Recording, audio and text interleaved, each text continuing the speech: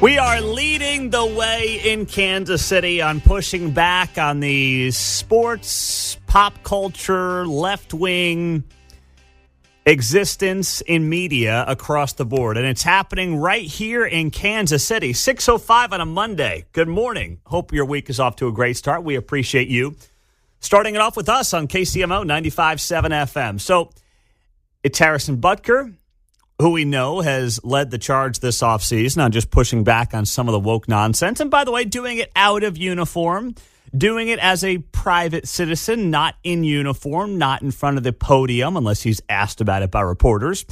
But obviously, he's been a very effective communicator, going back to his Benedictine commencement address, and he's been pretty vocal on social media in recent weeks as well.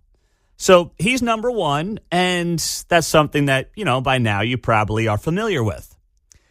But in case you missed the controversy that popped on Friday afternoon into the weekend, maybe you haven't seen it, maybe you haven't Googled the story yet, but Patrick Mahomes' wife, Brittany, is under fire. Now, what did Brittany Mahomes do? What did she have the audacity to click like on? Brittany Mahomes, at some point in the last couple of weeks, had the audacity to click like on a Donald Trump Instagram post. Oh, my goodness. Can you believe it? Talk about a bombshell. This was a post that Donald Trump had put up a couple of weeks ago that read, "The 2024 GOP platform, Make America Great Again." And it had things on here, pretty radical stuff. Seal the border and stop the migrant invasion. It adds here, end inflation, make America affordable again. Large tax cuts for workers and no tax on tips. Stop outsourcing. Defend our Constitution. Prevent World War III. End the weaponization of government against the American people. Stop the migrant crime epidemic. Rebuild our cities. Keep the U.S. dollar as the world's reserve currency. Fight and protect Social Security and Medicare with no cuts. Cancel the electric vehicle mandate. Cut federal funding for any schools pushing critical race theory. Keep men out of women's sports. Deport pro-Hamas radicals. Secure our elections. Unite our country.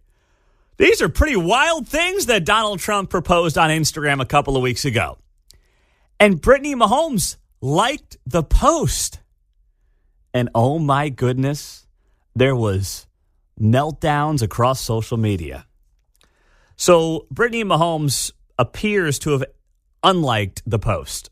Her like is no longer on that Donald Trump Instagram post. And then she posted on Friday night on her Instagram stories a little message. And it reads here, "I mean, honestly, to be a hater as an adult, you have to have some deep-rooted issues that you refuse to heal from childhood. There's no reason your brain is fully developed and you hate to see others doing well." That is the post from Brittany Mahomes on Instagram on Friday night. Now, is that in direct response to the blowback she received for liking a Donald Trump Instagram post? That's the assumption. She has not denied that it was about that, which she could easily have done. So people are reading into it and saying, well, that post is directed at her haters who are upset that she liked a Donald Trump Instagram post. And good for her. Good for Brittany Mahomes. Everything that Donald Trump put up on that post is pretty normal stuff. None of it's radical. None of it's out of line. The people who are radicals are the ones who think that that post by Donald Trump is somehow radical. Find me the thing on here that's radical. And do it without mentioning Trump derangement syndrome. Do it without mentioning Donald Trump himself. Find me the policy initiative on that Instagram post that you believe is too radical. You're not going to find it. And if you find something radical on there, look in the mirror because the radical is staring right at you. It's yourself. So between Harrison Butker and Brittany Mahomes, you have had two of the lightning rods pushing back on woke culture and sports right here in Kansas City. Even if it was indirect. I mean, I don't think Brittany Mahomes was trying to make a statement by liking Donald Trump's Instagram post. I mean, she's allowed to like whatever Instagram post she wants to like. But the fact that she liked it and then didn't really back down. I mean, she unliked it, but she didn't do like the whole, whoops, I fat fingered a Trump Instagram post. Whoops, my kids must have liked that post. She didn't make up some lame excuse for why the post was liked. She unliked it because probably her handlers, advisors, whoever, agency told her to unlike it. But she didn't say it was an accident. She didn't put up some message blasting Donald Trump. She just unliked it and said, if you're mad at me for liking an Instagram post, you're a loser. You're a child. And by the way, good on her. She's right about that. You are a loser. You are a child. So you look at what has happened this offseason, and you look at what has happened just the last few weeks, where Hollywood, media, and so many figures have just gotten in line on behalf of Kamala Harris, on behalf of the Democratic Party, taking the word democracy out of the Democratic Party. Nobody's ever voted for Kamala Harris before, remember that, but they all just got right in lockstep. And the second somebody of prominence, even the wife of a NFL superstar, likes a post that they disagree with, the knives are out. It's absolutely insane. I mean, take a guy like Justice Horny. He used to be, what was he, the head of the LGBTQ group in Kansas City, right? Now he's left Kansas City and he's out in Blue Springs or something like that. I don't know what he's doing exactly. He's trying to run for that school board spot left by Bobby Hawk. Thank you. Yeah. Mark, you know everything in this town. I know. I just found out this weekend. Okay, very good. Well, he put up a post in response to Brittany Mahomes saying, quote, "No one has lost their mind. We just finally know who people really are. We now know that an entitled, wealthy woman who has never had to work a day in her life aligns herself with Donald Trump. People like Brittany Mahomes and Harrison Butker are not the best of Kansas City." Douchebag. Wow, no kidding. And he deleted that post, by the way, because even for his level, that is just next level douche is what that is. No kidding. Just unbelievable. They're the ones who are trying to cancel somebody for liking an Instagram post. I don't like what you think. Yeah. That's the whole thing. They're all worried about what people think, like a bunch of children. They are. Steven's in Kansas City. He's first up. Good morning, Steven. Happy Monday. Oh, man. Team Brittany all the way, baby. Who knew there was so much Trump support on the Chiefs, man? Let's go. Listen, the dirty little secret is that Brittany is rich mostly by her own accord. She owns part of these teams. So she doesn't have DEI. She does this on merit. They get all those little Brazilian girls from all over the world, and she's not going to stand for this stuff. And this drives the liberals absolutely bananas. When somebody we need Brittany to start working on Taylor Swift, because I got a feeling that Taylor doesn't really believe this liberal stuff. She's a conservative person, but she just has to play up. A lot of these people just have to play along with it. Well, we know this much. We know we know this much, Stephen. Who defies every stereotype. This just blows up the entire liberal narrative. So give her everything she wants. Give her a parking lot down there by the Current. Give her an apartment building. Tell Pet Tui to pound sand. Man, I am Casey. I've never even been to a game, and I'm a Casey Current super fan right now. Give me a little Ric Flair. Give me a little Ric Flair on the way out the door there, Steve. No? All right. He's too fired up. By the way, apparently there's no parking for anybody down at the Current Stadium, so I'm not sure that really works either way. But to his broader point, we know that Taylor Swift's certainly a capitalist, right? We know that much. Do I think she's changing Taylor Swift's mind? Probably not.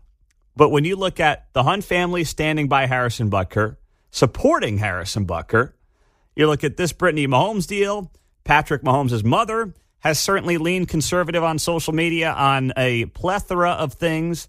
The entire team, for the most part, at least standing behind their teammate, Harrison Butker, maybe not supporting everything he said, but standing by him.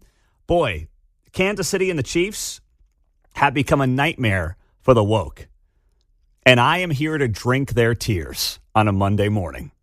913-408-7957. Now, speaking of woke tears, RFK caused some of those as well after he endorsed Donald Trump. But will it move the needle? We'll get to it all coming up on 95.7 FM KCMO and streaming on a Monday morning on the KCMO Talk Radio app. Robert Kennedy Jr. coming out on Friday and endorsing Donald Trump in a speech that was given in Arizona Friday early afternoon. And then later that night, he joined Donald Trump on stage for a rally.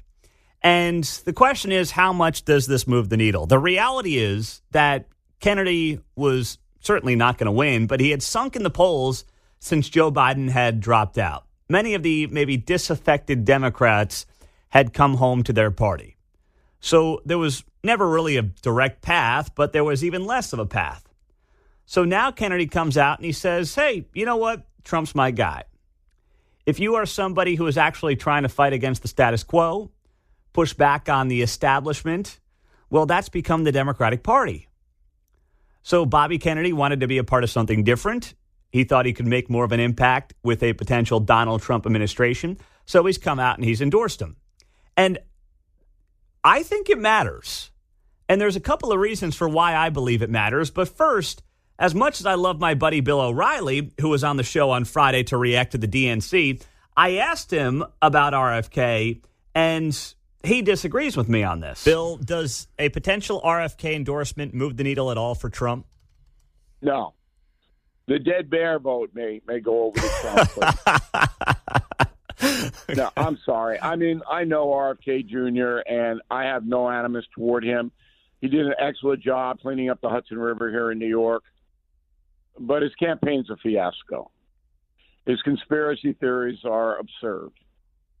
So Trump wants him out of the way, hoping that he'll peel off a few votes, which might be all it takes. Mm-hmm. And then, RFK wants some kind of relevancy. If I'm Trump, I might give him Secretary of the Interior because he's very interested in that, RFK is, and did a good job. He's got a track record for it. I might do that, but it's not going to really matter. All right, that was Bill O'Reilly on Friday. Now, I love Bill. We're friends, but I totally disagree with him. Just from a pure numbers perspective, I disagree with him. In 2016, Donald Trump won Pennsylvania by about 40,000 votes. That's nothing. In 2020, Joe Biden won Georgia by about 11,000 votes. That is really nothing. In an election that could be decided by a few thousand votes out of millions of voters, you can't tell me that it doesn't matter. You can't tell me that this can't make a difference because it's cliche to say, but literally every vote is going to count and every single vote is going to matter. So if Kennedy was polling at 3, 4, 5%, and let's say 60% of those voters go to Donald Trump, not all of them, but let's say 60% go to Donald Trump. Well, that's tens of thousands of votes that he might not otherwise have gotten, that in a close election in places like Georgia, in places like Pennsylvania, Wisconsin, Michigan, make a difference. They mean something. So broadly speaking, did RFK have this coalition of 10, 15, 20%? No. Was he Ross Perot? Absolutely not. But he was still somebody that was going to receive some votes. And the fact that he hasn't just dropped out, but he's endorsed Donald Trump and is going to campaign with Donald Trump, that's very telling. And then, are there some issues he's a little kooky on? Sure. Yeah, absolutely. I don't deny that for a second. But if he stays in his lane, and you heard O'Reilly mention the Secretary of the Interior as being one of those options, overseeing land management, geological surveys, national parks, things like that. I mean, there's no way to really be a conspiracy theorist and apply that to the National Park Service. Like, if that's something he's passionate about and it's a deal that works for Trump where he helps bring some voters into Trump's tent, that's a win-win for everybody. And then the other thing that RFK is very passionate about that you heard him talk about on Friday night in Arizona is the idea of the food that we are eating. That's something that he is very much passionate about. Excuse me. I'm so passionate, I'm getting choked up in here in the studios.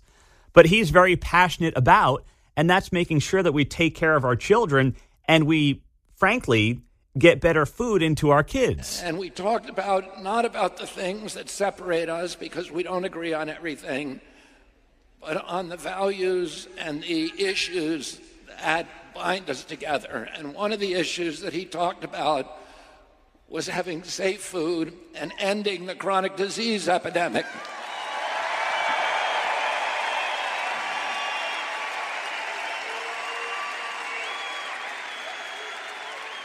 Our children are now the unhealthiest, sickest children in the world.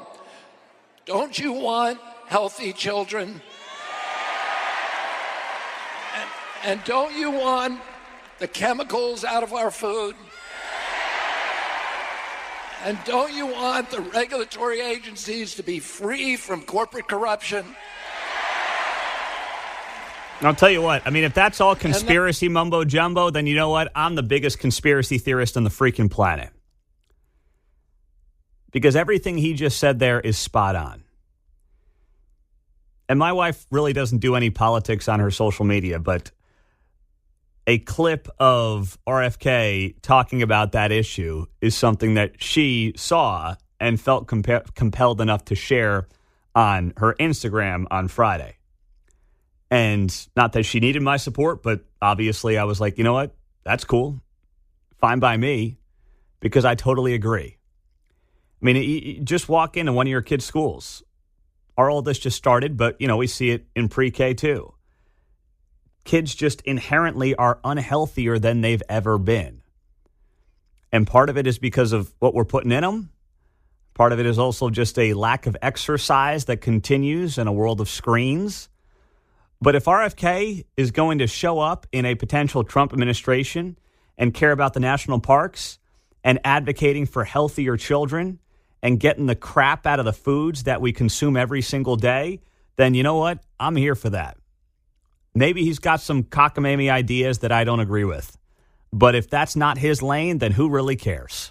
Why would I care one bit about any of that? So I believe this does matter. I think this will make a difference because the election's going to be a coin flip and every single vote is going to matter. And if RFK brings 60% of his people into Donald Trump's camp, then that's a win for Donald Trump, no matter what the mainstream media is telling you, which is that it doesn't matter. 913-408-7957 as we roll till 6:30. News is 2 minutes away. And more with you on the other side on some polling and more from the weekend that was on KCMO. So when it comes to RFK, I mean, I believe it matters because I think every vote is going to matter in what's going to be a coin flip election coming up here. But if you look at some of the top headlines coming out of the weekend, it was all about how RFK leaving the polling doesn't change a lot. In fact, Newsweek here had the story.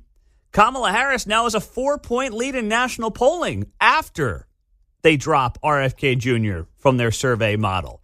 So she just keeps going up. It's truly amazing that she just keeps skyrocketing up in the polls without ever doing a press conference, ever being voted on by the American people. No Q&As, no sit-down interviews, no nothing. But she just keeps going up. And the media just plays along like the cucks that they are.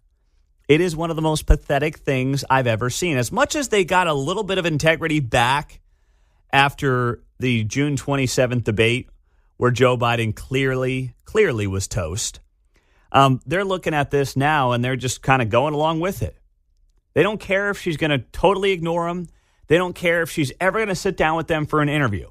But the media's got to be careful, and I say this, the mainstream media has to be careful about this. Because if the Democratic Party can create one-party rule without them, then suddenly the media, and I mean the New York Times, NBC News, places like that view themselves as, still serious journalistic news outlets. The Democratic Party could very well prove them obsolete And that's where they have to be careful. I know they're trying to prop her up. I know they're trying to get her across the finish line. I know Orange Man bad. I get all that. But they might be digging their own grave even further here. If Kamala Harris's campaign can prove they don't need NBC, they don't need the New York Times, they don't need the Washington Post to win an election, well, they're going to destroy themselves as well here in the process. And that's where they're at some point going to have to grow a backbone. Because when you listen to people like Mitch Landrieu, he's a guy who's helping run Kamala Harris's campaign. He goes on MSNBC this weekend, and he gets asked a question, hey, when's that sit-down coming for Kamala Harris? Right? We were told by the end of the month, well, time is ticking here. The month ends on Saturday. It's week 1 of the college football season. When's the interview coming? Here's what he said. We also have reporting that notes soon the vice president and Governor Walz will sit for a joint interview. Is that joint interview happening this week on that bus tour in Georgia?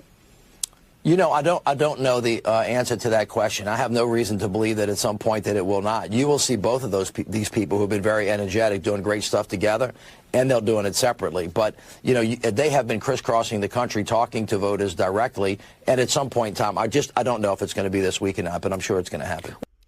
I don't know if it's going to be this week, but I'm sure it'll happen. It might be like November 4th at 4:30 in the afternoon.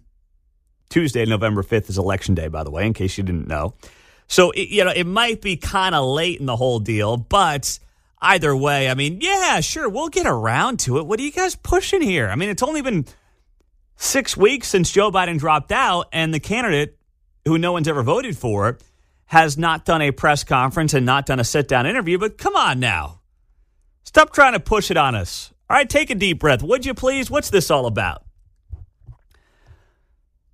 So the media's got to be careful in protecting itself. But then there's this as well. This came down, and this, of course, got a bit overlooked over the weekend from Politico. Democratic pollsters have a warning about Kamala Harris's lead. Now, we know that Trump is always underrepresented. His voters are always undersampled in polling. But the warning is a pretty stark one and a pretty obvious one. And they note here, I'm just going to get right to it. Here at the Democratic Convention, some of the party's professional class are trying to tamp down the exuberance. Officials with the top pro-Harris super PAC said their polling is much less rosy than public surveys. Other Democratic pollsters noted that even if their polling is right, Trump still maintains a lot of advantages. There are plenty of warning signs, writes Politico, hidden in the data. A poll commissioned by the Democratic messaging firm Navigator Research and unveiled during the convention showed Trump and Harris essentially tied across the swing state map. And the candidate characteristics that are best correlated with voters' preferences, whether a candidate is up to the job, has the right vision, and is a strong leader, generally favored Trump in the survey. That's why this is Donald Trump's to lose. That's why only Donald Trump can potentially screw this up for himself.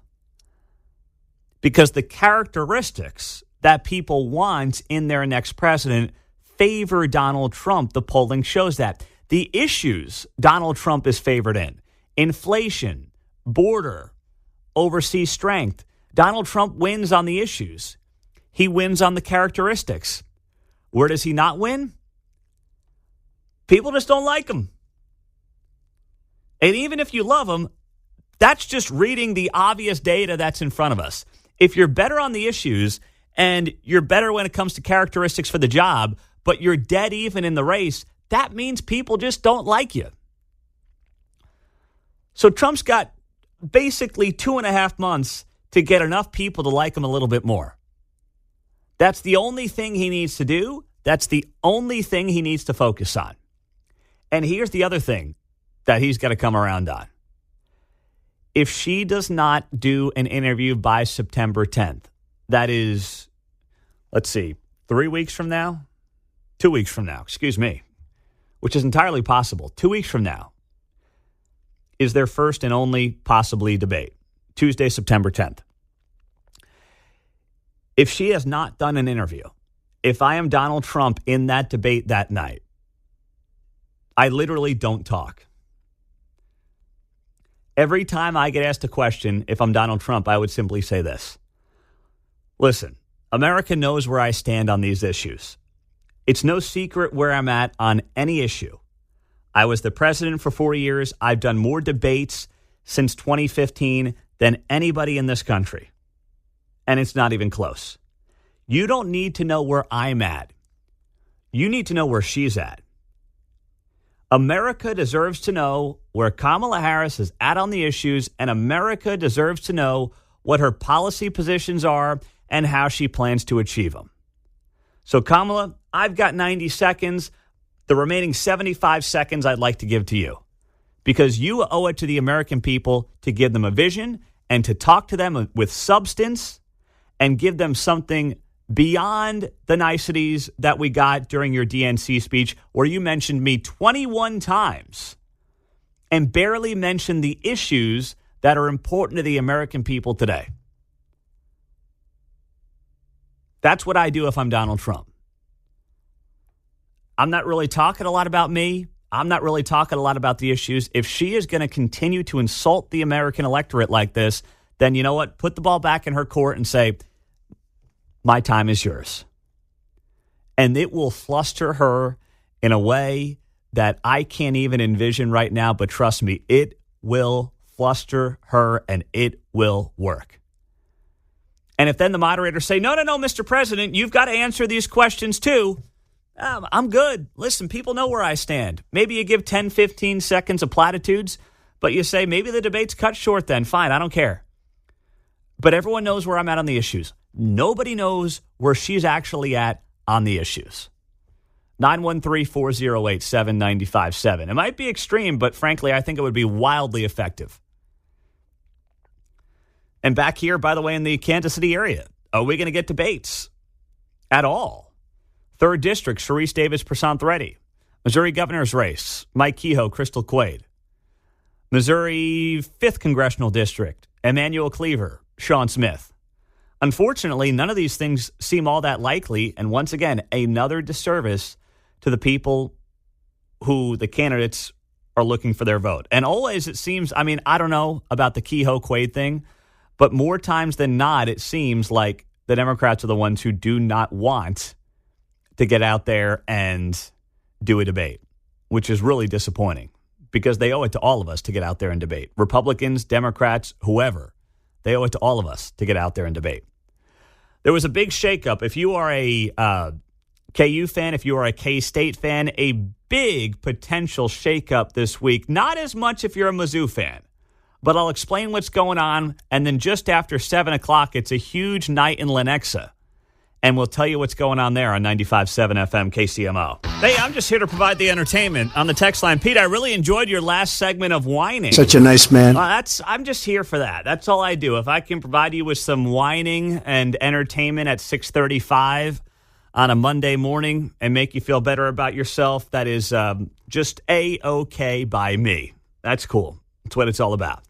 All right, if you're a KU, if you're a K-State fan, you've got college football starting this week. Can you believe it? Let's go! Woo! Mark's getting the old pencil sharpened. The parlays are getting lined up. I think he's going to be at the KU game Thursday night. Hopefully so. Yes. I can't bet on that one because I guess Lindenwood's not good enough.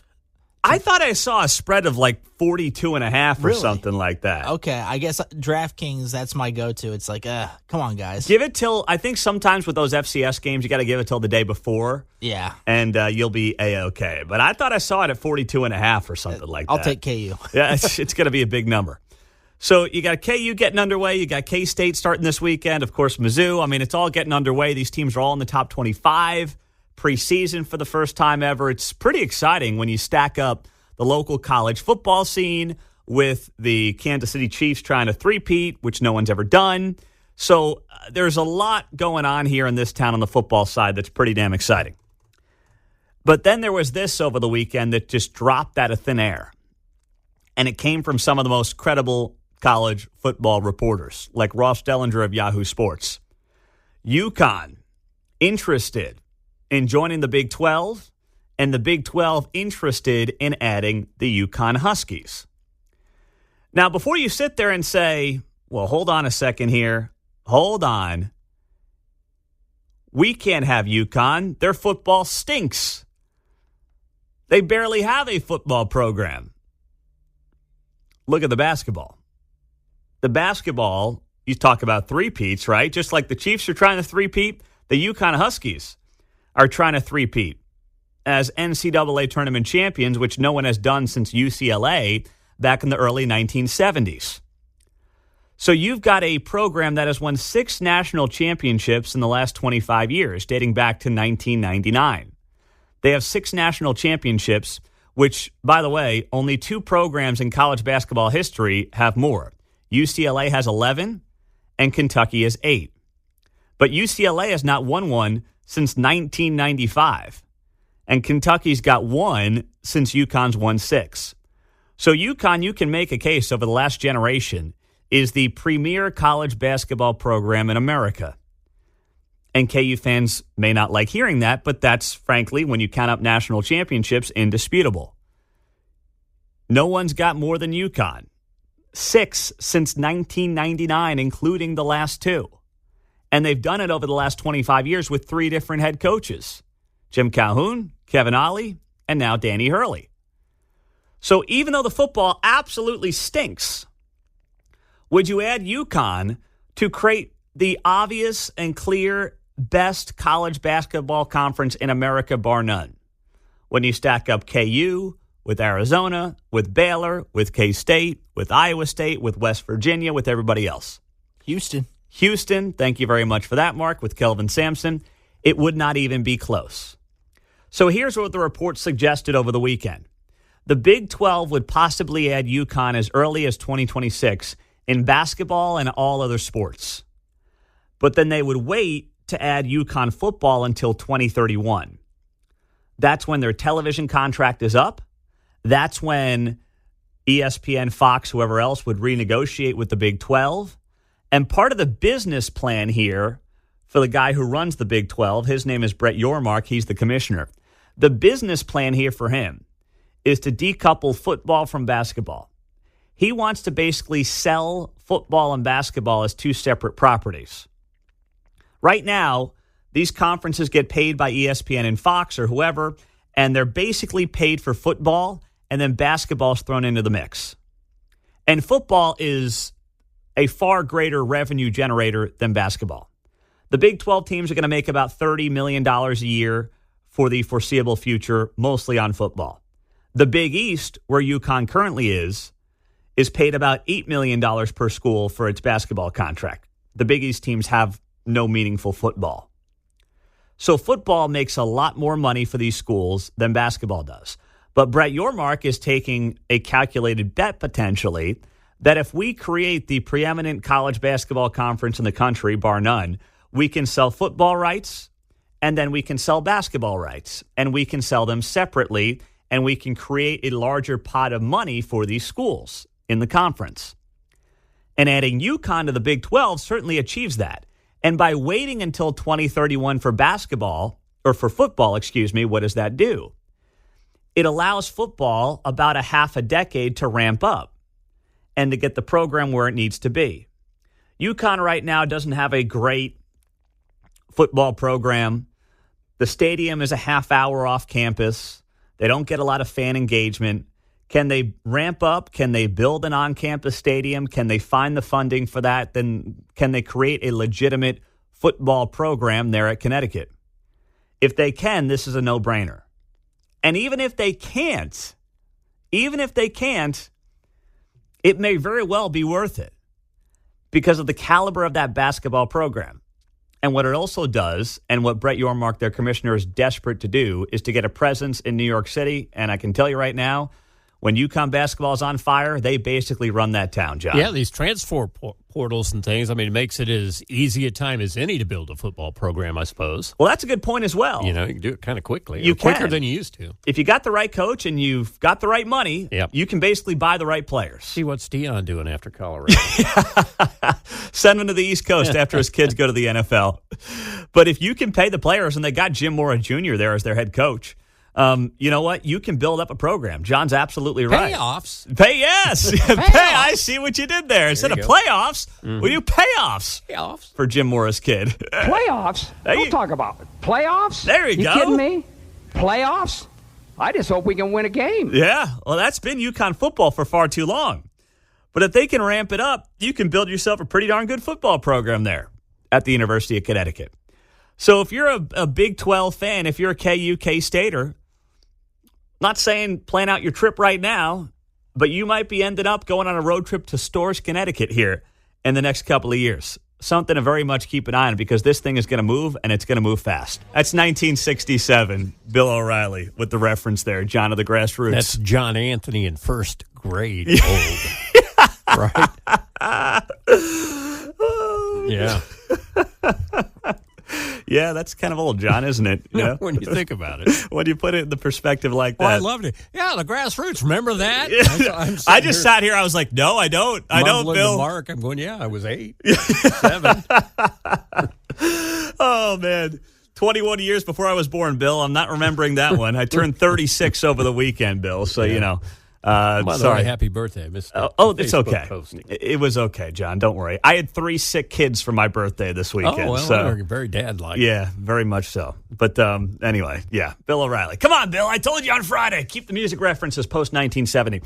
I think I've got the best dog name for our buddy Travis in Lenexa. Name the dog. A couple of good options, by the way. Homie, because he was homeless. But I think the winner is La Quinta. You got to name the dog La Quinta. Yeah. All right, that's it. That's right. the answer. La Quinta's the name of the dog for you there, Travis and Lenexa.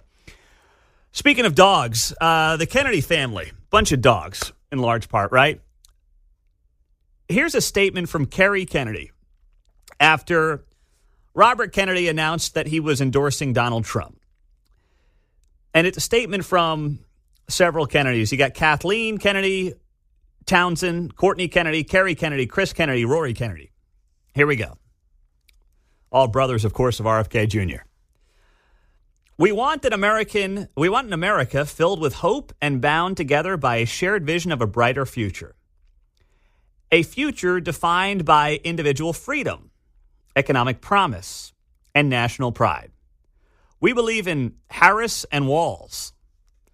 Our brother Bobby's decision to endorse Trump today is a betrayal of the values that our father and our family hold most dear. It is a sad ending to a sad story. The way these clowns play out their family drama so publicly is really, really pathetic and embarrassing. If your brother's endorsing Trump, why do you feel the need to put out a family statement?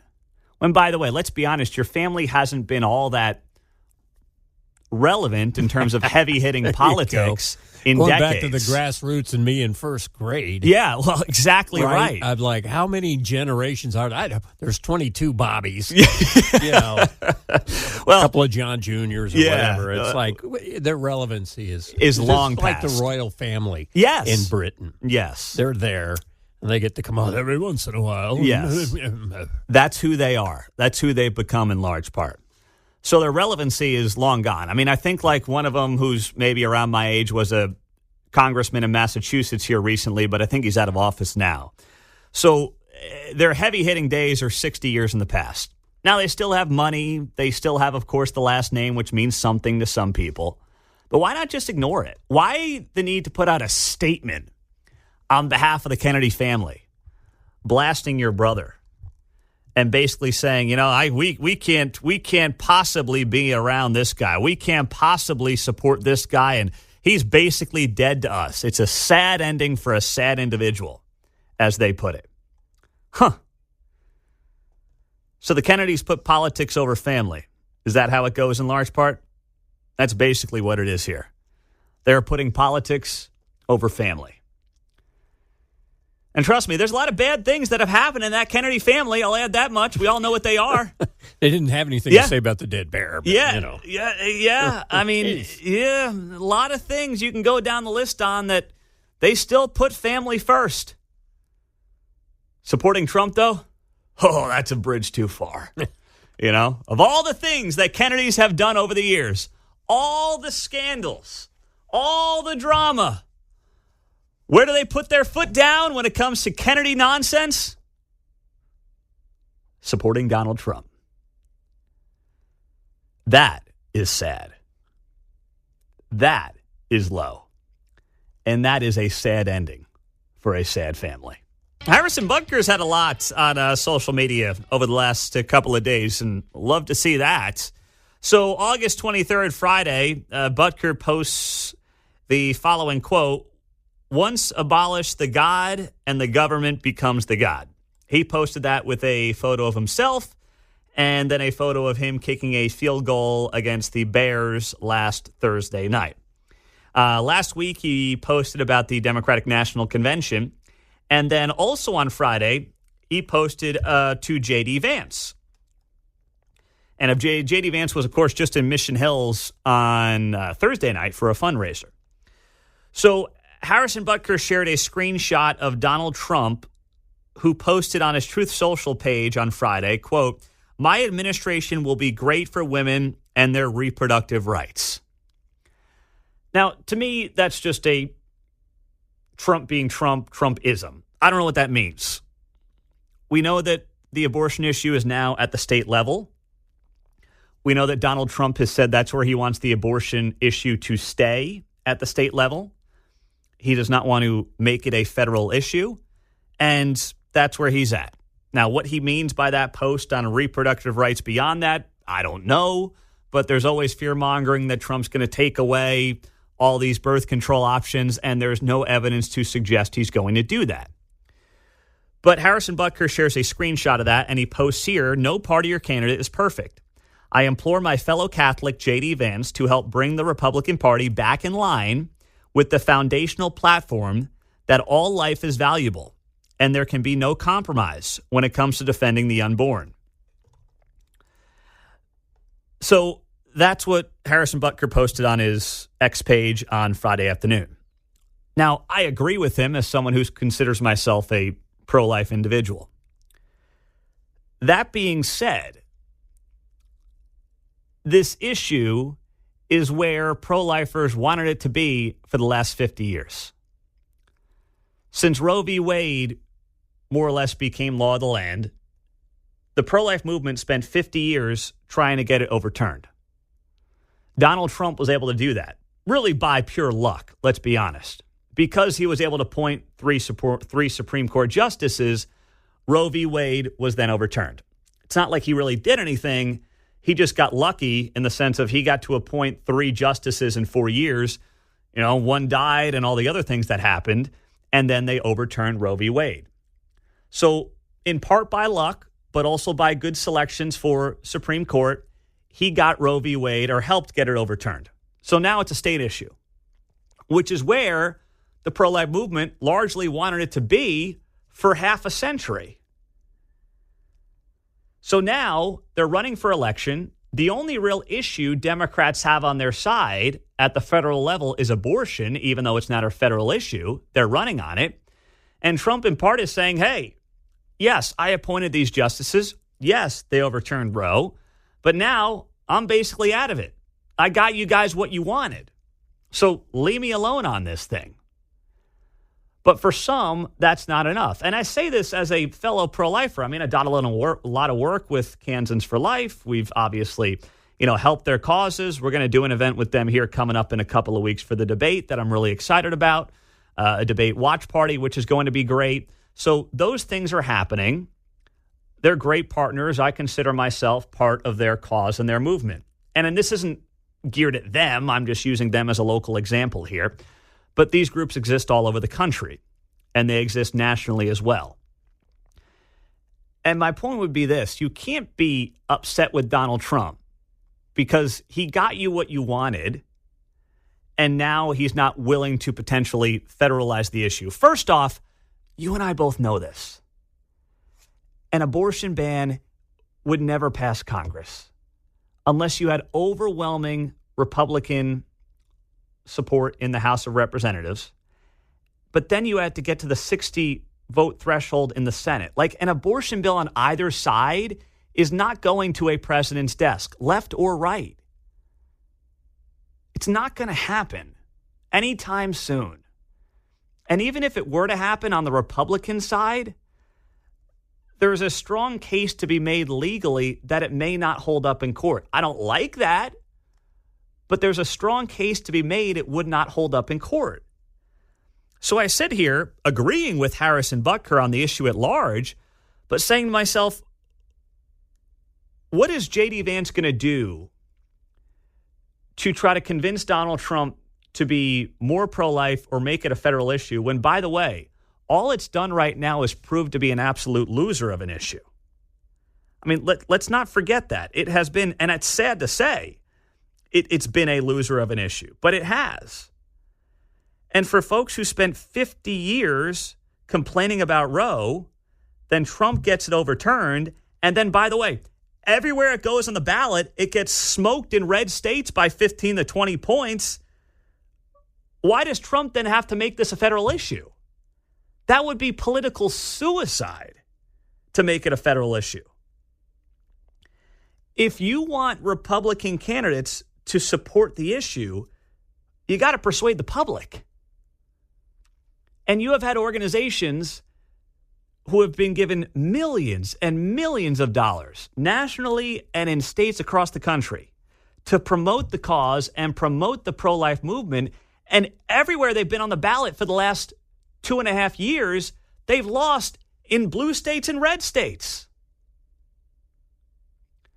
So this election right now, as a pro-lifer, I look at it and I say, you know what my job would be, or my job is, or your job is on a grassroots level? What are you doing in your state? What are you doing in your backyard? Not what is Donald Trump doing on this issue? What is J.D. Vance doing on this issue? It's pie in the sky to think that this issue is ever going to have any legs at a federal level. The government can't even pass a freaking budget. They can't even balance a budget. They pass budgets at the last minute, and they're never balanced. You think they're going to do anything like abortion on either side? Please, they can't even figure out the border. They're never going down that rabbit hole. So why would voters in this moment, with everything that's on the line between Kamala Harris and Donald Trump, suddenly draw this line in the sand on this issue right now, when for the most part, we got what we wanted when it comes to Roe? I don't understand it.